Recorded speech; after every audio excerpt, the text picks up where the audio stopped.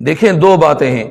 ایک بات یہ ہے کہ دم درود کیسا ہے. تو دم درود اگر وہ شریعت کے مطابق ہے، اس میں کوئی شریعت کا ناجائز طریقہ نہیں اپنایا گیا، کوئی شرکی کلمات اس میں نہیں ہے، تو وہ جائز ہے، چاہے وہ علی ترکی ہو، کردستانی ہو، کوئی بھی بندہ ہو. اور دوسری بات یہ قابل غور ہے جو اس سوال میں دوسری بات پوچھی گئی ہے، وہ یہ ہے کہ اونٹنی یا کسی بھی جانور کا پیشاب پینا اس کا کیا حکم ہے. تو اس بات کو اچھی طرح سمجھ لینا چاہیے.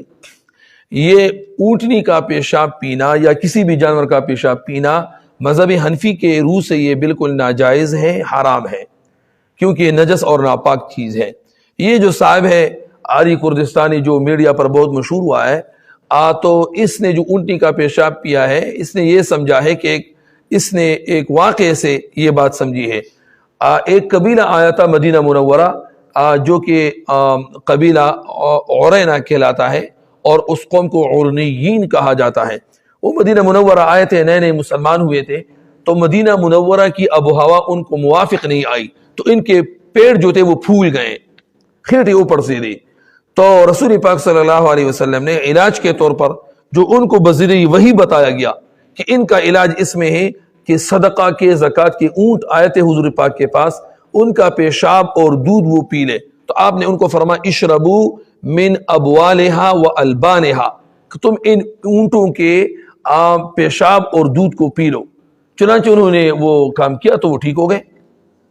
تو پھر انہوں نے ایسا کیا کہ بھئی یہ تو اس میں فائدہ ہے، تو انہوں نے ایسا کیا کہ وہ جتنے چرواہے تھے اونٹوں کے محافظ ان سب کو قتل کیا اور اونٹوں کو بھگا کر لے گئے. آپ صلی اللہ علیہ وسلم کو پتہ چلا تو ان کو پکڑوایا اور ان کو عبرتناک سزا دی، کیونکہ چرواہوں کو قتل کیا تو قتل کا بدلہ قتل ہے. پھر انہوں نے یہ بھی ظلم کیا کہ اونٹ بھی بھگا کر لے گئے، تو آپ نے سخت سزا ان کو دی، ان کی آنکھوں میں سیسا پلوایا اور ان کو جو ہے نا قتل بھی کروایا اور کافی ان کو سخت سزا دی. بارکیف تو اس قبیلے کے بارے میں یہ ایک خصوصی آپ صلی اللہ علیہ وسلم نے خاص ان کے بارے میں یہ علاج تجویز فرمایا تھا. چنانچہ محدثین یہ تصریح فرما رہے ہیں کہ یہ عام حکم نہیں ہے، یہ خاص تھا ان کے لیے. اب اس سے عام حکم سمجھنا یہ قرآن و حدیث کے نصوص کے خلاف ہے. قرآن و حدیث میں جانوروں کے پیشاب کو نجس کہا گیا ہے، اور بعض ائمہ اس کے جواز کے اب بھی قائل ہیں، تو انہوں نے شاید ان ائمہ کے مذہب کو اختیار کیا ہو.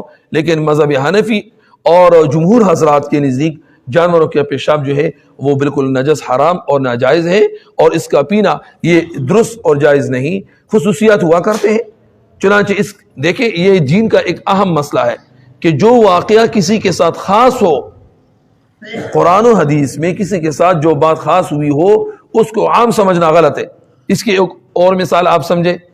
آپ صلی اللہ علیہ وسلم کے پاس ایک دیہاتی آیا کہ جی مجھ سے دن دہاڑے رمضان میں مجھ سے جو ہے وہ غلطی ہو گئی اور مجھ سے جو ہے تو وہ ہم بستری ہو گئی بیوی کے ساتھ، چنانچہ اس وجہ سے میرا روزہ جو ہے وہ ٹوٹ گیا. تو اب میں کیا کروں؟ ظاہر ہے کہ ہم جان بوجھ کر روزہ توڑنا کسی بھی شکل میں کھانے پینے یا ازدواجی تعلقات کے ذریعے سے، یہ اس سے جو ہے نا کفارہ بھی آتا ہے اور ایک روزے کی قضا بھی آتی ہے.